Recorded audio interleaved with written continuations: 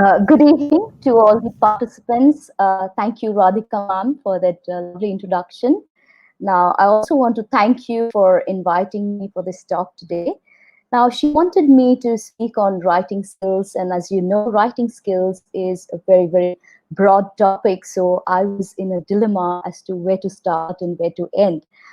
So I spoke to three of my mentors, and all three of them suggested that Chunki, please go back to the basics. So that is exactly what I plan to do today. I'm going to stick to the basics, and towards that, let me first share my slide. Just give me a few moments here.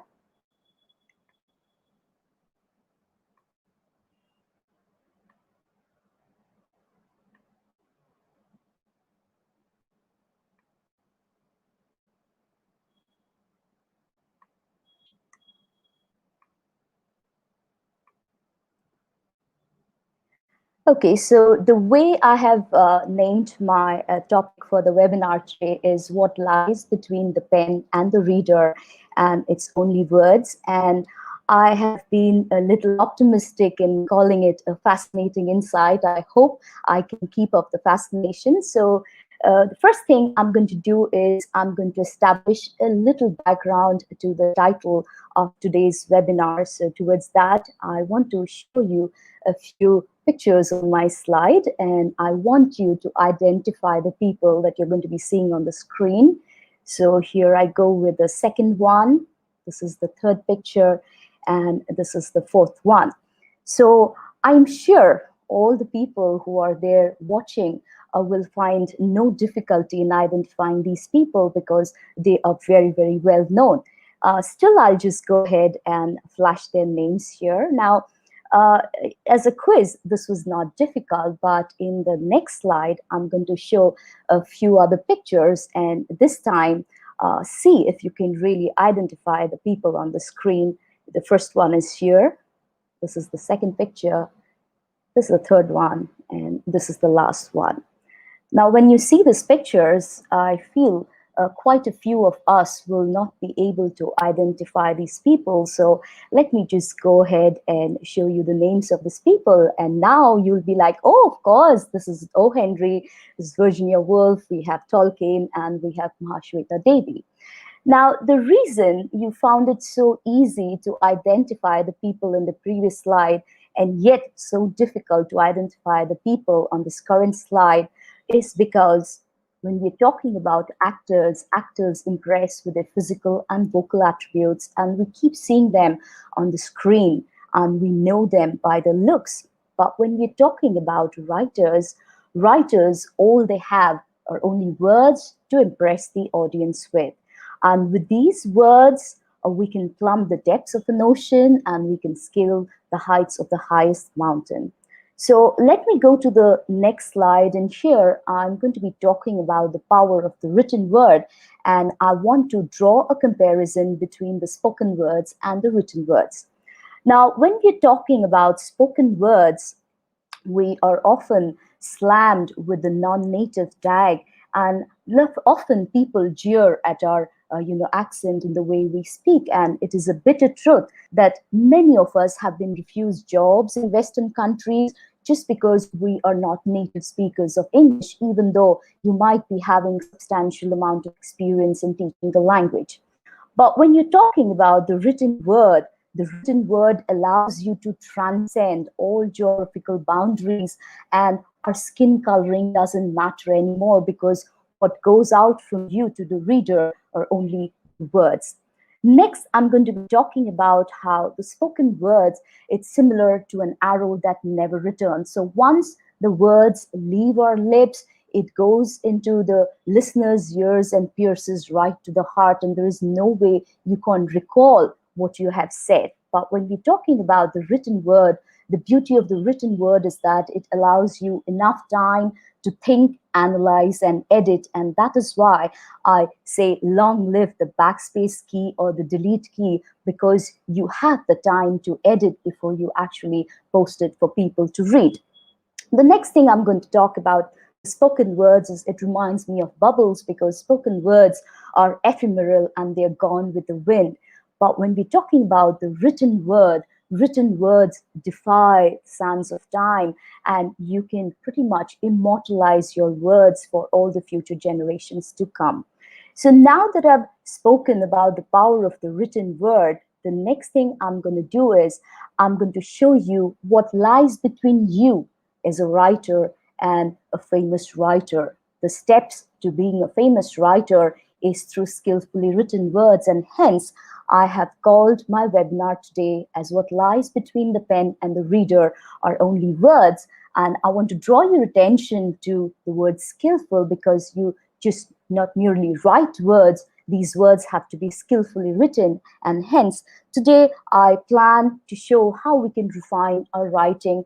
Now, all sessions on writing skills are mostly workshops, because it's best that you do it face to face. You write, you analyze it, and then you give the feedback. Unfortunately, today it is just a webinar, so I'll try my best to share some examples.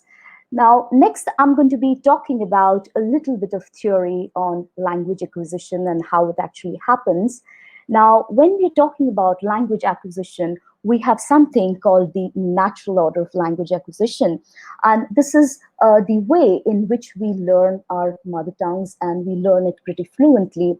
So when you're talking about language acquisition, it basically talks about acquiring 4 sub-skills: listening, speaking, reading, and writing. And mind it, they are known as skills because you need to learn them. You are not born with them innately. So just like you pick up, driving skills, or you pick up, maybe painting skills, similarly, you have to learn, you have to train yourself to use a language. So when we are talking about a mother tongue, we start with listening, and we start right at the crib when we are born. And through listening, we are able to listen to the sounds of the language of a mother tongue. From listening, once we have acquired enough sounds, we move to speaking, and speaking is where we start by imitating the sounds, and then we move from the sounds and start associating the sounds to meanings. And once we're able to speak somewhat fluently enough, we move to reading, and the last one of the 4 sub-skills is writing. Now, the natural order says that we always do the easier things first, and we learn difficult things later. So when you're learning to cook, maybe the first thing you learn is how to boil an egg, or maybe make some Maggi, and you leave the more difficult stuff like making biryani for later days. Similarly, listening is the easiest of the 4 sub-skills. A little difficult than listening is speaking. Reading is more difficult than speaking, and writing is the most difficult, and hence it is acquired last, and it takes a lot of effort to be a good writer. Now, when I'm talking about acquiring a second language in India, the scenario is very different, and the way we learn English in India is quite different. Now, India, as we know, our educational system puts a lot of focus on reading and writing skills, and we try to apply the same concept to the concept of learning a language. So the way we learned English is quite unnatural, because we started from the reading stage. I think every household in India has that 5-page booklet where A stands for apple and B stands for ball, as if A cannot be for anything else. So we start by first recognizing the written font. We start with reading, and then our parents, they aspire to make us good writers. So they make us, hold the pencil, and we learn how to form the fonts, and hence we move to writing. And I remember simply spending hours doing cursive writing even before I took admission into school. So once we have, learned how to write a little, then by the time we are 4 years of age, we were sent to school. And if we were lucky to go to a good English medium school, then this is actually the first time we were exposed to substantial quantities of listening. Otherwise our listening would be, kind of restricted to a few words here and there, or maybe 1 or 2 nursery rhymes that our parents would, teach us. So once we are in the kindergarten and we listen to our teachers talk maybe 3 or 4 hours a day, by the time we reach the age of 5 or 6, we gather some amount of confidence to frame our own sentence. And that too, we would practice the sentence maybe 10 times in our head before we get the courage to raise our hand in the classroom and tell the teacher, Miss, may I go to the toilet?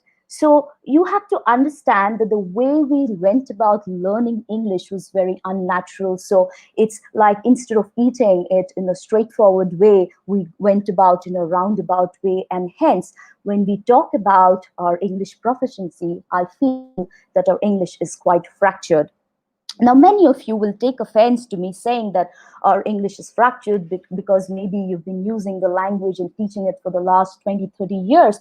So how can I go ahead and call our English is not very good or fractured? Now, there's a simple litmus test to test for yourself how good you are in a language is when you sleep in the night, you need to remember which language do you dream in. Do any of us dream in English? No, I think the only language that we dream in is in our mother tongue, because that's the only language that we learned it in the correct way, in the natural order. So this is something that has come from the past, the kind of educational system that we have. So we put a lot of focus on reading and writing as we do in other subjects, but the same thing cannot be applied to learning a language. And hence, the problems that our generations have faced, we do not want to kind of visit the same kind of problems to the next generation. So my request is that you go by the natural order and start by teaching a language from the listening stage. So now that I've spoken about the natural order of language acquisition, the next I'm going to be talking about the receptive versus productive skills. Now, when we're talking about the sub-skills are divided into receptive and productive skills, and I'll explain to you with an example. So when a child is born, when it comes into this world, it pretty much is blank in the head. There is no information in the head. So when you don't have anything stored in the head, you possibly cannot produce or come up with something. And another good example would be if you first go and purchase a laptop, you cannot bring it home, plug it, and start working on it. What you need to do first is you need to, install the operating system. So the simple thing is that without any kind of input, you cannot possibly have an output. So the first of the sub-skills, listening, is all about storing the sound of the language.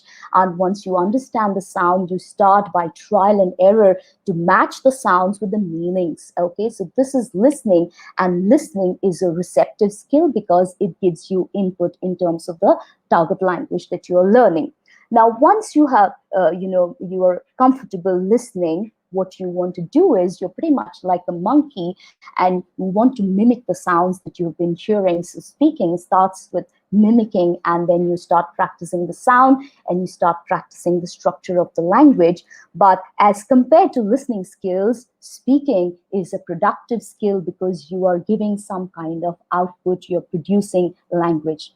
Next, we are moving to reading. Reading, again, is a receptive skill because here you are again storing up on words, you're gauging on words, you're increasing your lexicon, and you're also, polishing up your style by reading more. So again, this is an input sub-skill. And the last one, the most difficult of these 4 sub-skills, is the writing skill. So we start first by imitation, and then when we get more confident with the structure, we start creating sentences of our own and we become more original writers.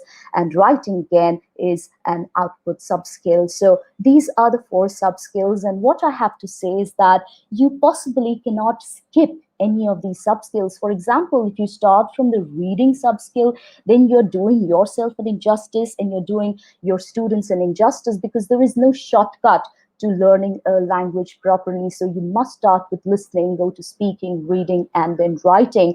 And you cannot hurry the process. You cannot expect people to become good writers just by a training of 1 or 2 days. So towards that, let me just go to the next slide. And here, I'm going to be talking about the critical age of language learning.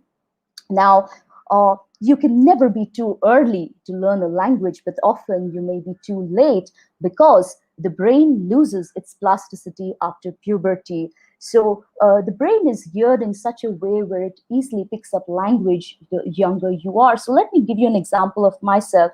I came to Bombay in the year 2000, and despite being in Bombay for 20 years, I'm still unable to speak Marathi very well. And that is because by the time I was exposed to Marathi, my brain had already started losing its plasticity and the capacity to pick up and internalize newer languages. So my advice is that if you want to give language training, start right at birth, exactly the way that you learned your mother tongue. The next point I'm going to make is that a child can pick up multiple languages concurrently. Now, many parents and teachers, talk about the fact that they are speaking 3 or 4 languages, in the house, and the child might get confused. But research shows that a child is very much capable of picking maybe 3 or 4 or 5 different languages simultaneously and with equal ease. So just go ahead and expose your children to different languages, and the earlier you start, the better it is for them. The last point that I would like to talk about is if the input is poor, then the output will also be poor. If you're listening to less amount of English, you will be able to speak less, and consequently, you'll also be able to write less. Similarly, if you're exposed to grammatically incorrect English, then you will also be producing incorrect, English while speaking or writing. So the simple fact is, the more input you give, the better quality of input you give, and the more quantity of input you give, the better output you will get from your language learners. Now, as I mentioned earlier, there is no shortcut in life or in writing, and writing is the most difficult of the sub-skills. So the starting point is not from reading, the starting point is from listening, and you need to listen to good standard English. You need to expose your learners to copious amounts of good English. Next is I'm going to be talking about how you need to read till you drop dead. Now, some of us in our generation, even though we did not get much exposure to listening, we kind of made up for the lack of input by reading a lot. So if not listening, at least the next best thing you can do towards becoming a good writer is to read. And here I have a wonderful quotation from Mahashweta Devi, and she says, "I have read more books than I have eaten food. The matter for my writing comes from there." So the next thing I'm going to talk about is how you need to write, not a lot in terms of quantity. Writing a lot in quantity will not make you a good writer, but when you write willingly, when you write happily, and you try to focus on fine-tuning, then you get good quality of writing. So next, I'm going to take a peek at some of the major genres of writing. Now, here is a problem because there is so much to writing, and I really did not know, what all I could include in this 1 hour that I'm going to be spending with you. So what I have done is I've analyzed writing in terms of its purpose. So if you want to be a good writer, the 2 things that you need to keep in mind is that every piece of writing, every word that you write should have a purpose, clear-cut purpose. And not only that, every writing that you have should also be focused towards a particular kind of audience. So the purpose and audience decides what you're going to write. So I have divided the genres of writing on the basis of purpose, and I have divided into 3 kinds. The first one is a business writing. The second kind would be the academic kind of writing. And the third one is creative writing. Now, when I'm talking about business writing, the purpose of business writing is very clear. It is about making money, and money transactions lie at the heart of good business writing. So I call it food for the body. Everything that you do in everyday life, you're going for a job, you're teaching for a job, all of this is for money, and this money feeds your body. But when we're talking about academic writing, the purpose is to acquire knowledge, not only to acquire knowledge, but also to disseminate knowledge. So I call it food for the mind. And the last kind of writing, creative writing, is mostly done to entertain. Now, there are 2 purposes to creative writing. The first one is to entertain your reader, but there can also be a second purpose of writing, and that is to entertain yourself. But nevertheless, the purpose is that it provides food for the soul. So I don't have a lot of time to go into great depth into each of these kind of writing. So I will just take a few examples of business writing here. So I could come up with business letters, memos, proposals, instruction manuals, legal contracts, minutes of a meeting, resumes, CVs, cover letters, advertisements, and we also have business reports. Now, I have used the word technical here. Many of us confuse the origin of the word technical as coming in from the word technology, but technical refers to technique and not technology. So any kind of writing that requires specialized knowledge of technique comes under technical writing or business writing. Next, I'll be moving to academic writing. Now, in terms of academic writing, we have essays, academic essays, we have reports, we have projects that we do in schools and colleges, we have research papers, research articles, we have MPhil dissertations, and we have PhD theses. Now, there might be other kinds of academic writing, but these are the most common and prevalent ones in terms of academic writing. Next, I'm going to be talking about creative writing, and if I talk about some of the things that we can keep under creative writing, I could come up with poetry, we have prose, we have dramas, plays, and we also have screenplay scripts for any kind of adaptation in the dialogue form. For example, for a movie, we have to, kind of make the adaptation maybe from a novel to a screenplay script. Next, we have memoirs, we have personal essays, speeches, and even songs come under the umbrella of creative writing.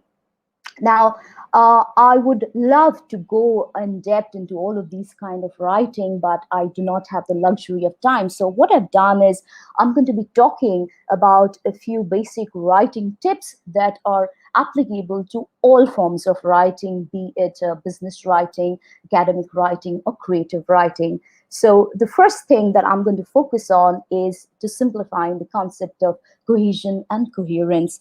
I have heard a lot of people speaking about these two words in the same breath, and most of them use them as synonyms of each other, and they use it interchangeably. Now, if I'm talking about a generic definition, then yes, you're correct. Both cohesion and coherence talks about, how a text is connected to make a unified whole. But I want to look into cohesion and coherence in a more, fine-tuned manner. So when I'm talking about cohesion, according to me, is the connection between words and sentences. Whereas when we're talking about coherence, then coherence talks about the connection between maybe the topic, the topic statement, the thesis statement, the summary, the conclusion.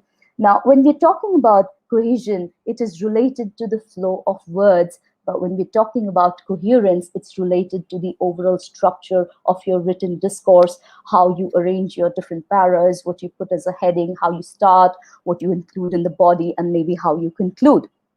Now, when we're talking about cohesion, cohesion is at the sentence level, but coherence is at the organization of the entire written discourse. So when I'm talking about cohesion, I call it at the micro level because it is more focused, and it is at the sentence level, but coherence is at the macro level. Now, for today's session, I will not look on coherence because this is something that we as teachers pretty much drill into our students, where we talk about the introduction, body, and conclusion. So I will not be looking into it. For that, I would need a whole new session. So I would like to focus mostly on cohesion and cohesive devices. So towards that, I'll go to the next slide.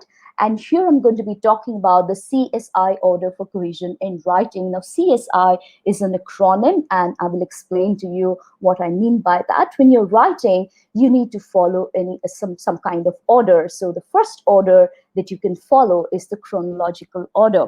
Now, when I'm talking about the chronological order, You can explain maybe events in a history in the form of a timeline. You can relate, your experience as a traveler in the form of a travelogue. So all of these would be chronological order. Furthermore, if you're talking about, the steps involved in, doing something, these will go in the chronological order. The next one is the spatial order. This is where you help the reader to visualize something as you want to see them. So, for example, you're describing, a particular person, then it is you who decides whether you want to start from the head or you want to start from the toe. So you decide the order. This is known as the spatial order. And the last one is the order of importance.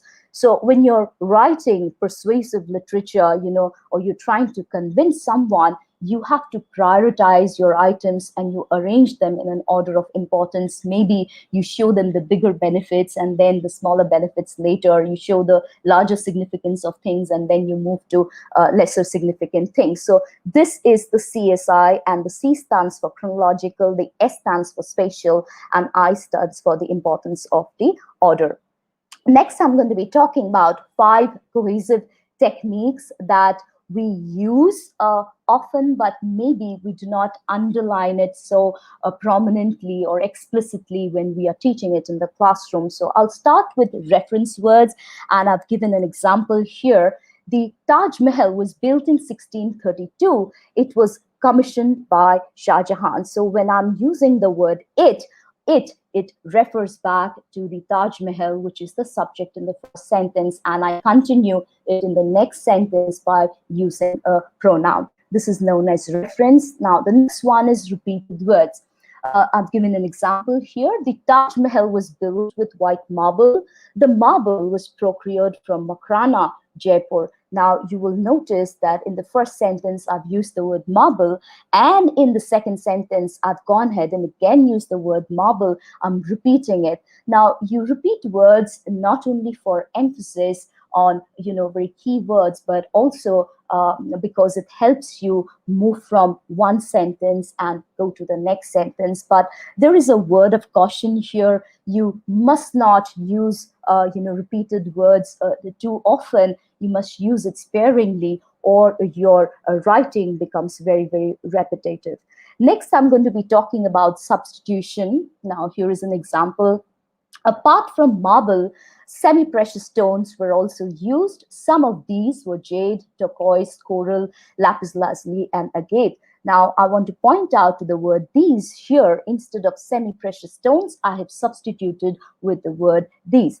Now, you will notice that substitution is also a form of reference. So substitution is a subset of reference. In reference words, you mostly stick to pronouns. But in substitution, you can use other forms of words other than pronouns. So all substitutions at the end of the day are reference words, but all reference words may not be a substitution.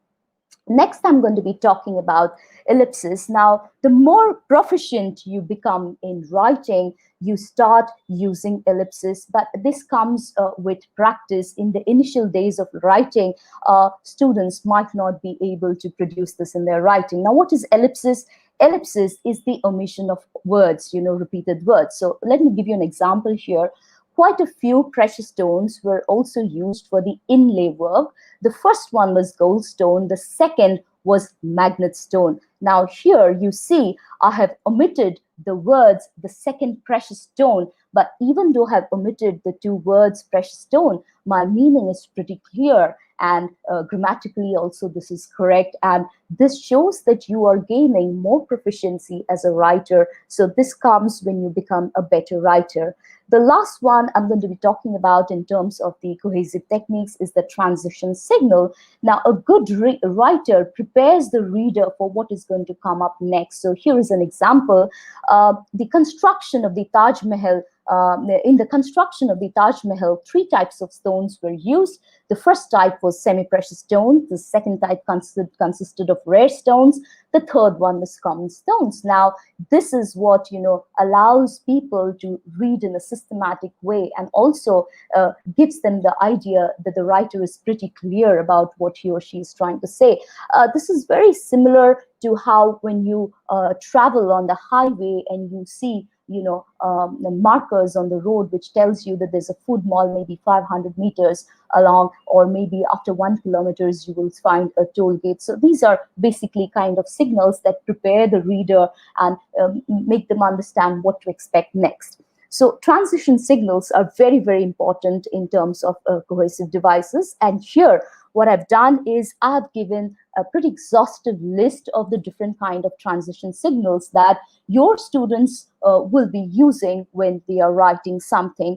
Now, I could give only 2 examples of each type because there's not much of space on the slide. So let me just take 1 or 2 of these. Now, if you're talking about maybe contrasting, you can use phrases like on the contrary or on the other hand. I will go to the 6th one here. If you want to express certainty, you can use words like undoubtedly, or you can talk about of course. Now, I'm moving to the next slide here. Let me talk about maybe the 10th one. To mark time, you can use phrases to begin with or subsequently, and maybe to conclude, you can use words like to summarize or in short. Now, this is the transition signals. The list is exhaustive, but the 2 examples I have only given 2. You can prepare a list like this and put it up in your classroom so that writers who are in the beginning days of writing, initially and pretty untrained, they don't have to hunt around for transition words. They can simply pick and choose some from the list that you have displayed. Next, I'm going to be talking about the importance of punctuation. When you're speaking, you have the benefit of the voice, and your voice modulation, your tonal inflections does the job of punctuating your message. But when you're writing, your writing becomes pretty flat if you do not use punctuations correctly. So I want to show you an example of what a poor punctuation can kill your message. So this one, it talks about no, we want more rape, how terrible that sounds, instead of saying that no more rape. So you can see pretty much how disastrous, poor punctuation can be to your writing. And mind it, this picture is from English-speaking country. So if the native speakers can make such mistakes, it is anybody's guess what, second language learners can do in terms of poor punctuation. So in the next slide, I'm going to be talking about some of the examples that I'm going to show you to show, the disastrous impact of poor punctuation. So here is a very common one. Let's eat grandma, as if, grandma is the next thing for your dinner, instead of requesting grandma by saying, let's eat, comma, grandma. Now, this is a very common one. The next one I'm going to show might not be so common. It says, I find inspiration in cooking my family and my dog. It's such a horrible thought, you cooking your family and your dog. Basically, what this person wants to say is that I find inspiration in 3 things, that is in cooking, in my family, and in my dog. So you can see how, the comma, makes a whole difference to the message that you're putting across. Next, I'm going to be talking about the apostrophe and its uses. So here, the first one says, eat your dinner. It's a simple instruction. But look at the next one. You're talking maybe to your cattle where you say, eat and get fattened up because you're my dinner. So there's a lot of difference between your and your with the apostrophe. Though when you're speaking it, it sounds pretty much the same. Next, I'm going to be talking about the importance of the Oxford comma. Now, Oxford comma is a comma that comes before the and. It is generally not used these days. It's a pretty archaic form, but nevertheless, it has its own uses. So here is an example. I want to thank my parents, Tiffany and God, which means that my parents are Tiffany and God, and I'm born out of a union between Tiffany and God. Okay, so what basically this person wants to say is that I want to thank, my parents, I want to thank Tiffany, and I also want to thank God. So these are 3 different things. Next, I'm going to be talking about semicolons and their use. So the first one says, I'm sorry, I love you, and you can sense the amount of frustration behind these words. But look at the second one, where you are expressing some kind of genuine regret and you're apologizing with sincerity by saying that I'm sorry, I love you. Now, this is the way maybe semicolons can make a difference. The next one, I'm going to be talking about the colon, and I really love this example. a woman without her man is nothing, you know. So it talks about the importance of the man in a woman's life, as if everything a woman does is defined by the presence of a man in her life. But this sentence, you can turn it a 180 degree just by introducing the colon. And let me read out what the next one says. A woman without her, man is nothing. And this is where, you know, it gives more importance to the woman. And it says that without a woman, a man is really nothing. You need the support, the love and care of a woman. Next, I'm going to be talking about the use of the hyphen. Now look at this, $25 bills, which means I have 20 into $5, which gives me $100. But if I place the hyphen between the 20 and 5, then I get $25 bills. Okay, so $25 bill means one bill of $25. So this is basically some of the examples that I could get to explain the importance of punctuation in writing. Next, I'm going to be talking about some sentences that we write which are grammatically correct, yet they are not logical. They are incoherent sentences. So let me share a few examples with you. If the baby does not drink the milk, boil it. Now, after reading, you keep wondering, what should I boil? Should I boil the milk or should I boil the baby? Now, this sentence is grammatically correct, but it does not make any sense. I'm going to show you a second one. I went to my village to sell my land along with my wife, which means that if you buy my land, you get my wife along with my land for free. Now, this is disastrous because here you are using the modifier in the wrong place. Now, what is a modifier? A modifier is nothing but a word. It can be a phrase or it can be a clause, and it modifies parts of a sentence. So if you place the modifier wrongly, then the entire meaning of the sentence changes. And let me give you one more example. The kind woman handed out sandwiches to all the kids in Ziploc bags, as if the kids were inside the Ziploc bags rather than the sandwiches which were kept in the Ziploc bags. So this is a problem with misplaced modifiers, and modifiers can be either adjectives or adverbs. So let me go to the next slide, and I'm going to show you how the placement of a modifier in a sentence can change the meaning of a sentence.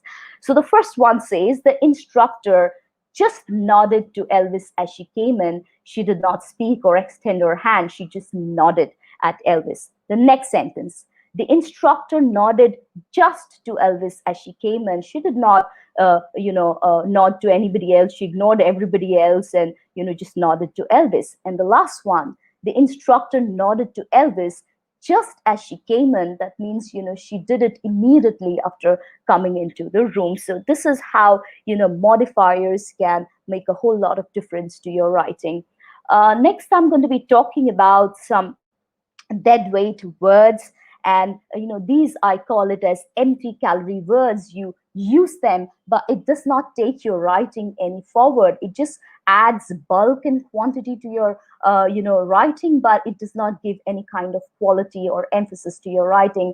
And these are the commonly used words like very, so, a lot, and really. Now, when people have limited vocabulary, in order to increase the degree of some word, what they do is they keep adding very, so, a lot, and really, and it really does not make your writing very good. Sorry, I'm using the word really. Now, here is an example. It is very hot today. Instead of that, you can simply say it is excruciatingly hot. Now, excruciatingly is a lot more vivid and carries a lot more weightage and makes your writing better than simply saying it's very hot today. Next is, I have so much work. Instead of saying I have so much work, you say I have immense amounts of work.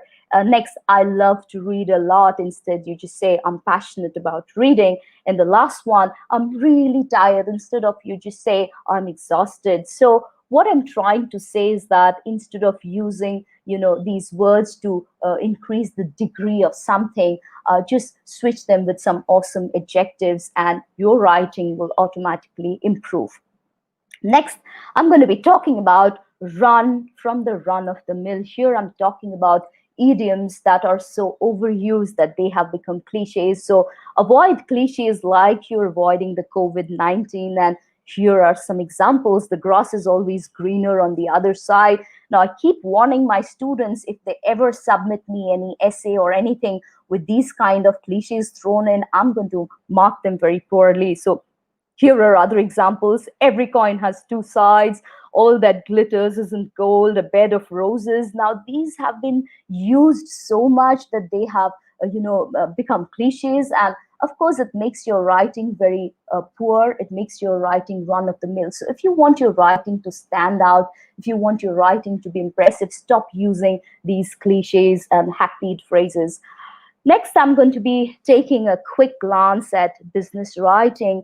I would have really loved to go into academic writing, but that would need a whole session in itself. So I'm forced to just go with business writing. Now, here is a very, very poor sample of business writing, and I have taken this letter that someone wrote to the company that sells electronic goods. So I will just read it out for you. Dear manager, the television set your store sold me last week is a disgrace. The picture is distorted and flops around so that we cannot look at it. You've sent your repairman twice, and each time the set is worse after he tinkers with it. I think you knew that it was no good when you sold it to me and hoped I wouldn't have sense enough to complain. This is the last time I'll ever buy anything from your store, Ben Thomas. Now, Ben Thomas is a poor writer, and I'm going to point out some of the disastrous things he has done in this letter. So let me start with the television set. Now, he does not give any details about the television. Now, a company like Chroma or Vijay Sales must be selling 1,000 pieces of television per day in a given area. Forget about the country, entire country. So, you just saying the television set does not help them to identify which model, which receipt number you're talking about. So here, there are no details, so it's incomplete. Next, he's talking about the store you sold me last week. Now, in a week, there are so many days. Which day exactly did you buy it? There is no information. Look at the next one, flops around. The picture is distorted and it flops around. Now, these descriptions are so vague that it does not help the company understand what is the actual problem with the TV. So the description is not at all specific. Next, I'm going to be talking about the word tinkers, and I really love it. Now, this is very poor language. This kind of language is fine when we are having a conversation, but when you're writing formally in business writing, then this is a poor choice for as far as language goes. Next is, I think you knew that it was no good when you sold it to me. Now, you're pretty much going and accusing a company deliberately setting out to cheat you. Now, no company worth its name will ever do something like this. So when you're making accusations like this, you're doing it without any proof. So your writing lacks proof. Next is this person is saying that he's complaining, but his complaint is purposeless, because in business writing it is all about money. So you have to make it very clear what you want from the company. So instead of asking maybe for a reimbursement or a repair, or a completely new set, this person is just happy, raving and ranting, and he actually does not do anything with his letter. So his business writing is purposeless. So let me go to the next slide, and I'm going to be talking about the 5 C's of business writing. Now, these words all start with the letter C, and hence they are known as the 5 C's. In certain books, you will see there are 7 C's, there are 8 C's, but I've taken only 5 for today's purpose. Now, the first one is completeness. You need to answer who, what, when, where, why, and how. And I would like to give a very interesting example, and this was pointed out to me by one of the participants. Now, whenever people are organizing an event, a webinar, they're giving all kinds of information. They're sharing the date, time, link. But one thing they're not doing is they're not giving the information or the contact number of the contact person. So if anybody has any problems, what happens is they get back to me if they don't get the feedback form or if they haven't received the certificate. Now, I have nothing to do with the feedback form or the certificate, and yet people get back to me because in the poster which is being circulated, there is no information about the contact person. So even though you are sending out a very beautiful, attractive poster, it loses a lot of its purpose because it's incomplete. Next, I'm going to be talking about conciseness. You need to write in the fewest possible words, and I'll be dealing with this in more detail in the next slide. I'll be talking about concreteness and how you quantify and make your words more specific. Clarity is when you decide to choose simple and familiar language for your reader. And the last one is correctness. Whatever you put in terms of writing should be accurate in terms of the facts, figures, language, and even the format of your writing should be correct. So let me talk about conciseness, and I say time is equal to money in business, and short messages are likely to be read more readily, and you will lose your audience if you have written too much. So let me give you an example of how terribly long sentences we write. So sometimes we write something like, I arrived at the conclusion that. Simply substitute the words highlighted in red with concluded. Instead of saying I arrived at the conclusion, you can just say I concluded that. Look at the next one. This is nothing new, yet there's still a lot of low quality content that exists. Now, in the previous slide, I pointed out how a lot is empty calorie words. So instead of using it, you can simply rewrite the sentence by saying this is nothing new. Substantial low quality content will exist. And the last one, I really love this one. I had to highlight the entire sentence in red. It says, I want to take this opportunity to tell you that we are grateful to you. Now, instead of writing so much, you simply get done by saying, thank you. And this is not only long, but it is also archaic. And this is a kind of legacy that has, been left behind by the Britishers, because the relation between the master and servant is gone and it's passé. Today, business is between equals. So you don't have to be so obsequious in your writing style. You can simply say, thank you. Next, I'm going to be talking about how you moved from making poached eggs to boiled eggs. Now, when you crack open an egg and you put it in a pan, it spreads all around the pan in a formless way. So that is poached egg. But when you boil an egg and it is still within the shell, it boils into something that is solid, that is well formed, and it is concrete. So what I'm trying to say is that sacrifice vagueness for concreteness. And here are some examples. It is very hot today. Now, the concept of heat is very subjective. Somebody who's staying in the equatorial regions, for them, heat is one thing, but it might be something different for somebody who's staying maybe in the Arctic Circle. So instead of saying it's hot today, you make it more specific by saying it's a 40 degrees Celsius today.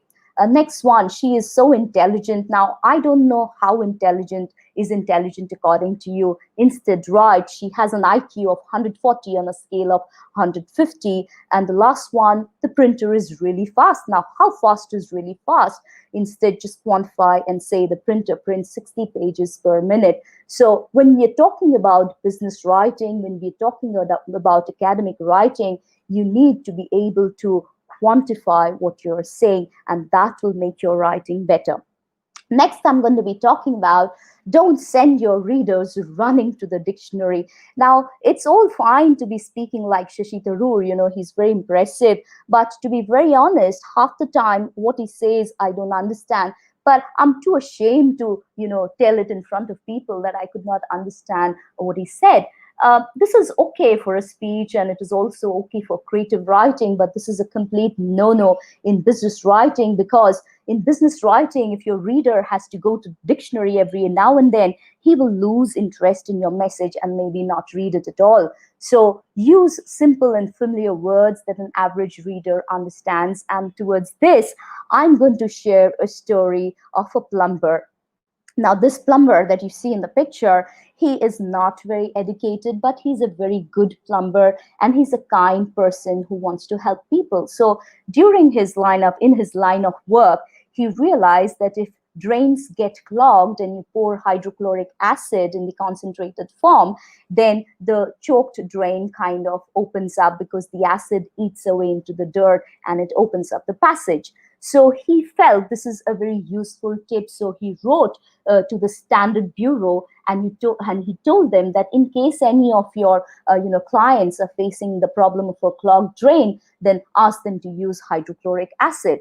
Now, the people in the bureau, they realize that if you're using hydrochloric acid, it does open up the choke to drain, but at the same time, it eats away into the metallic pipe. In case the pipe is made of iron, then the acid is also corroding the iron. So what the bureau people wrote back to the plumber is to tell him that don't use hydrochloric acid. It's a bad idea. So somebody from the bureau wrote back this message to him. The efficacy of hydrochloric acid is indisputable, but the corrosive residue is incompatible with metallic permanence. Now, this poor plumber, maybe he did not even complete his fifth standard education. Now, he read this message, he did not understand, and he in fact thought that the bureau was praising him. So he wrote back a thank you note, and we understand that obviously the purpose of this message was lost. So another person from the bureau tried a second time, but the second time was also not much of an improvement, because this is what he wrote.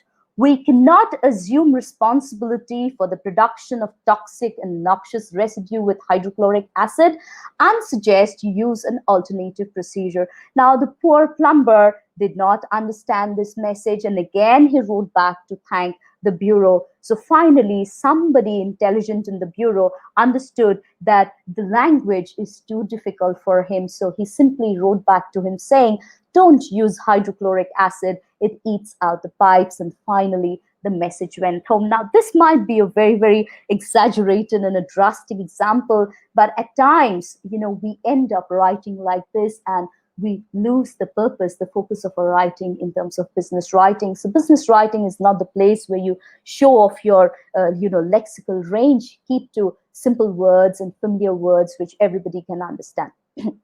Next, I'm going to be looking at the writing process, and one of my mentors, he told me that writing is pretty similar to getting pregnant and delivering a baby. So I went online and I found this quote, which is kind of echoing what he said. Much of writing might be described as mental pregnancy with successive difficult deliveries. So I'm going to compare the writing process to the different stages of conceiving and delivering a baby. So the writing process is divided into 5 steps, and I'll be taking you through each one of them. Now, the first step is known as the pre-writing, and this is where you get an idea, or you get multiple ideas, you fuse them together, and you get the zygote. And this I compare to the conceiving of a child. So in the pre-writing, you brainstorm and you organize your ideas into something composite. Now, once you have the idea ready in your head, the next step is to put your idea in the form of writing, and this is known as the drafting stage, where you create a rough copy of your writing. And mind it, this takes the maximum time in the writing process. Just like the gestation period might extend to 200 to 250 days, similarly, in the entire writing process, drafting takes the longest time. Now, once you have drafted the first draft of your writing, then the next stage is revising, and here you improve your writing, you try out different, maybe beginnings and endings, you try some ornamentation, and this I call it the, fine tuning, or the final days just before you get your, labor pain. So once you've revised your content, then you move on to editing. Now, editing is the most painful part of any writing, because here you are not only looking at the overall structure, but you're looking at individual words, you're looking at spelling, you're looking at punctuation. And when I review my own work, because I've been sitting with it for so long, it often happens that I miss out on glaringly obvious mistakes. It simply does not, occur to me that these are mistakes. So what I do is I send it to a friend, I consult somebody, and it is better to get your work, proofread by somebody else, as in peer proofreading. And this is known, this I've compared it to the labor pains, because this is the most, problematic part of writing. But once you have done your editing and you have done your fine tuning, then the last bit is the publishing. In publishing, what you do is you write out a fair copy, you draft a fair copy, incorporating all the changes that have happened in the previous drafts. And you can either submit it as an assignment to your teacher, you can either post it online, or you can send it as a manuscript to the publisher. And this is what I call as giving birth, where your work actually sees the light of day.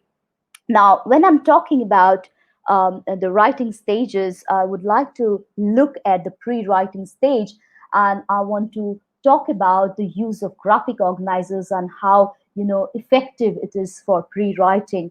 Now, when we're talking about graphic organizers, the one that is most commonly used is the concept of a mind map.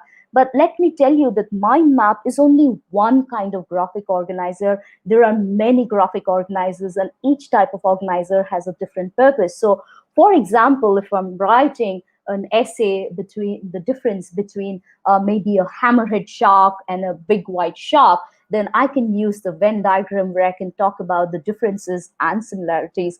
Next, if I'm going to be talking about how to extract cocoa from the cacao bean and then make it into chocolate, I can perhaps use a flowchart. For tree diagram, let me give you an example. Suppose I want to write an essay on Hitler and his progeny. I can use the tree diagram and maybe the timeline when I'm talking about events from the past that happened in a sequence.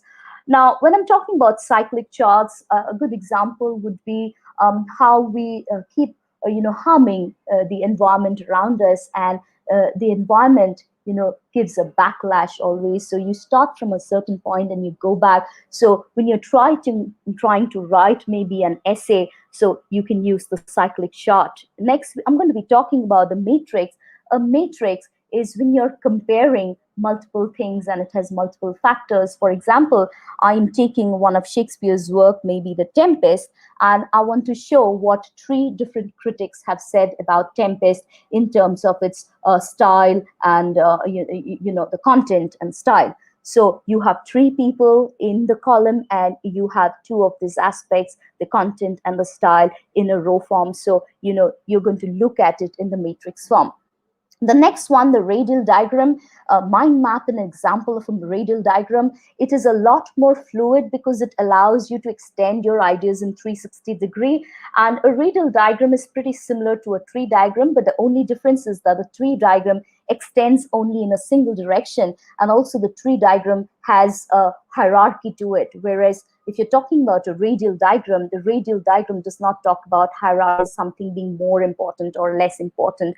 I'm going to show you an example of a mind map in the next slide. In the pyramid, maybe when you're talking about the structure of a short story, it starts with mundane things. It gains in terms of some kind of conflict, and then you reach to some kind of a resolution. And so the pyramid structure can be used. So use different type of graphic organizers. And as for myself, every time that I prepare for a session, whether it's a webinar, I first sit down and I make a mind map. Once I have the mind map, I have the skeleton structure, then I start putting the flesh to the skeleton. So in the next slide here is an example of a radial diagram, and the mind map is a radial diagram. So if I want my students to write an essay on maybe health and how important is health and how do you maintain good health. So look at this here. The person has taken out 1, 2, 3, 4, 5 main branches. So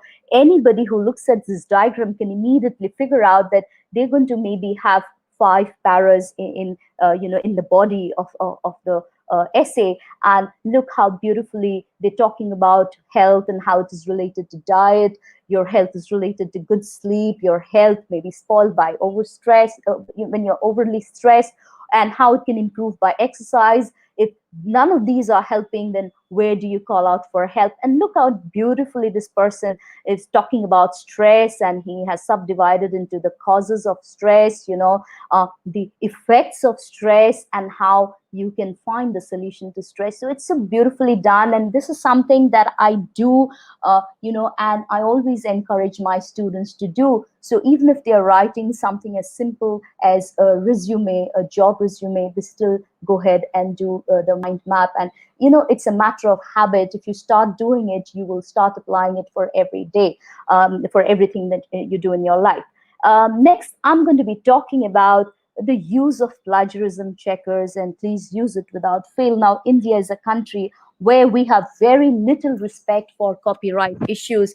Right from school, our teachers never told us what is copyright, but today the world is changing. Today, everything is digital. So catching people who are plagiarizing, who are cheating somebody else's content has become very, very easy.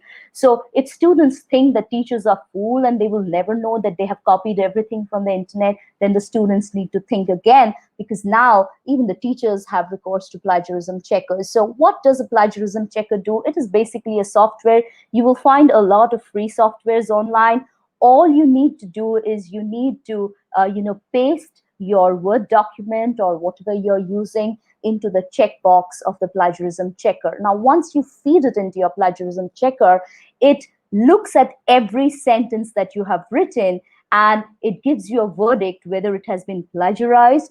And if at all it has been plagiarized, it will also give you the source from where it has been plagiarized. Here, this is just a sample, so it does not make sense, but all you need to say is that every sentence is analyzed and everything that is plagiarized will come highlighted in red. If something is not plagiarized and you have written it on your own, then it will be labeled as unique. And because it's unique, there is no source showing that you have stolen it from somewhere. So a good plagiarism report will show you what percentage of your written discourse is original and what percent is plagiarized. So if you're talking about good colleges and universities abroad, they have this policy that if you're caught plagiarizing 3 times, then you are debarred from the university. Now, this is something we do not encourage in India, the concept of not stealing from somebody else. But I suggest that you start asking your students to submit a plagiarism report with every piece of written work that they submit right from 5th standard, because these softwares are very easy to use. And this is, something, respect for other people's work is something we need to instill at a very early age. These are things that I learned in my university days, but by the time I'd already stolen so much work from people without even, a reference to their work or without even a thank you. So coming from plagiarism checkers, mind it, in plagiarism, you don't need to pay much. In fact, if at all you're paying, plagiarism checkers, they are free online. So you just need to type in Google search free plagiarism checker and you will get so many options. Next, I'm going to be talking about how you save effort by using citation machines. Now, when I was doing my PhD, I simply spent days, first of all, learning the APA format of referencing. I not only I learned it by heart so that I remember exactly where I had to put a comma, where colon, what is to be in bold, what is to be in italics. So it was a very, very taxing affair, and I literally typed out pages of reference. But in today's time, in the digital era, all this effort can be saved simply by using a citation machine. Now, what is a citation machine? It allows you to create a citation at the click of a button. So you can choose between the APA style, the MLA style, Chicago, or maybe the Oxford style. So suppose in this, they have chosen the MLA style. So not only it allows you to look at the MLA style, so this is for MLA 7, it might allow you to go to the MLA 8 version also. Now, when you're, referencing, you have different categories. For example, you can refer from a book, magazine, newspaper, website, journals, films. So in this example, let me see that I want to refer to an article from a journal that I've taken. So I click on journal, and then in this box, I just type the name of the article or the name of the journal or the ISBN number of the journal, and I click search. Now, once you click search, this machine will go to the internet and go to all the sources. It will collect all the data, as in, who's the author, what is the name of the journal, what is the volume, what is the issue number, maybe the year of publication, and even the DOI, digital object identifier, and it will make the complete citation and give it to you. So it is very, very important that you start saving effort in writing by using citation machines. And just like your plagiarism checkers, your citation machines also come free. You just need to look for a free version of it. Next, I'm going to be talking about fistful of writing activities. Now, in school, I remember every time we had, grammar sessions, and the teacher would come and say, today we're going to write an essay or a composition. Every kid in the class would go like, with a big sigh, because we were simply not interested in writing, compositions and essays. We found it so boring, and mostly because the topics that were given to us were so boring that did not inspire any kind of enthusiasm amongst the students to write anything. So, for example, if you go ahead and tell your students that write an essay on how you spent your days during the lockdown, I mean, how boring is it? People have already lived, through the days of lockdown. It was terrible enough. Why would they want to recount the entire experience by writing about it for a school essay? So don't give them topics which are boring. And the next thing is that if you want your students to write, the first thing is to get them interested in writing, is to explain to them that writing can be fun. So don't go for a lot of structured writing right in the beginning. Start with creative writing, and once the students start enjoying the act of writing, then maybe you can go to more structured things. So let me give you an example. Here I'm going to call it a sack full of words. So I want my students to write a day that they spent on the beach. Now you will go ahead and tell me, how is this topic any more attractive than the previous one that you gave as an example about the lockdown period? Of course it is not interesting, but see, how am I going to make it more challenging to the students? So once I say that you're going to write a description of a day spent on the beach, next thing I tell my students is, tell me words that you can come up with when you think of the beach or you associate with the beach. So they start coming up with words like sun, sand, beach, swimsuit, ball, umbrella, sunscreen, cold drinks, ice cream. So every student maybe would give you 2 or 3 words each, and you can write it on the blackboard. But now, since you don't have the blackboard, you can use a word cloud that comes in Mentimeter, and you will have a whole collection of words in your screen within maybe 3 or 4 minutes. Now, once you have these words on your screen, then the next thing you do is you tell your students, now I'm going to put all these words in a sack, and I'm going to throw this sack out of the window. I'm going to chuck the sack out of the window. And now you're going to write the same description of a day spent on the beach, but you cannot use any of the words which are given here in the sack. So now the students are in a dizzy, like, how can you possibly write about the beach when the sand is missing, when the, maybe the swimsuit and umbrella and the boats are missing? So this is when they start feeling challenged, and then they rise up to the challenge and they realize that, with a little bit of creativity, you can get over this problem. So let me tell you what students do. So instead of writing about day spent on the beach in the daytime, they move to the nighttime, because once you move to the nighttime, you won't need words like sun, you won't need words like sunrise, sunscreen, umbrella. So more than half the words in the sack are not required anymore. Next, I have seen students, instead of talking about a beach in a tropical land, they talk about a beach which is maybe set in the Arctic Circle, where the water is frozen over, and you don't need waves and things like that. So with a little bit of creativity, the students are able to come up with fantastic description of a day spent on the beach, even without taking recourse to these words. So this is what I call as a sack full of words. This is just a blueprint. You can use these similar ideas for other writing. Next, I'm going to be talking about the retelling of old tales. Now, here is the story of Chicken Little, and we all know how an acorn fell on Chicken Little's head, and he started shouting that the sky is falling, and the fox takes them to his den and eats them up. So this is the traditional story that we know of.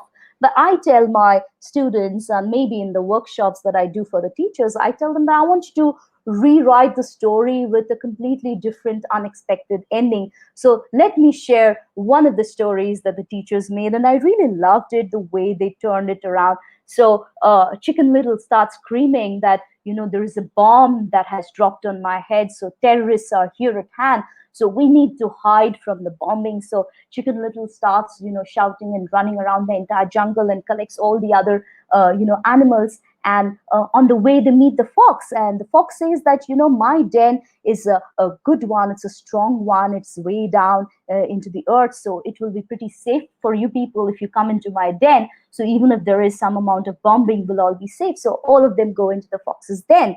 And once they're inside the den, everybody's expecting that now the fox will do something, but it is the Chicken Little, surprisingly, who brings out an AK-47, shoots everybody, and the dialogue the Chicken Little gives is that, I don't know why the poor fox is always the villain in a story. So here you see that Chicken Little himself was the terrorist. So this is what I'm talking about, retelling of old tales. So you can take all the existing fairy tales that we have, the fables, and you can make it into a very interesting writing activity. And the last one that I'm going to be talking about is the name, place, animal, thing starter pack. Now, in this, I generally give my students, a name. It can be a well-known, famous name. For example, here I've used Captain Jack Sparrow, and then you can give them a place. I've given them this USS Enterprise, which is the Star Trek, spaceship. So this is your location, the place. The animal is a happy hippo, and the thing that I want is a feeding bottle. Now you have to combine all these four things which are really not connected to each other, and that takes a lot of skill, and I want you to convert it into a story. But when they're making a story, they have to keep in mind that they have to talk about the situation, then it has to escalate to some kind of a conflict, and the story will not be over until you come to some sort of a resolution. So once they put this entire mixture into this framework, then what they get is a fascinating story. Now, this is all I can do in the 1 hour that was given to me. So I want to summarize writing skills by using 3 different quotes by very famous authors. Now, the first one I call is immersion. If you want to learn how to swim, you have to get into the water, you have to get wet, and at times you might have to drown sometimes, and then only will you become a swimmer. And the same thing can be applied to being a writer. You can be a writer only by writing. And I took the liberty of adding this A. I don't know why this A was missing. I felt it was not correct. So the best way of learning to write is to start writing. Next, I'm going to be talking about show, don't tell. Now, even in business writing, show the benefit to the to the reader. Only then in your writing will be good. So here Chekhov says, don't tell me the moon is shining, show me the glint of light on broken glass. So again, I'll repeat, show, don't tell through your writing. And the last one, brevity is the soul of wit. And Orwell says, if it is possible to cut a word out, always cut it out. The shorter it is, the better it is. Even for creative writing, nobody really has the patience to read pages. So this is all I have to say in terms of writing skills.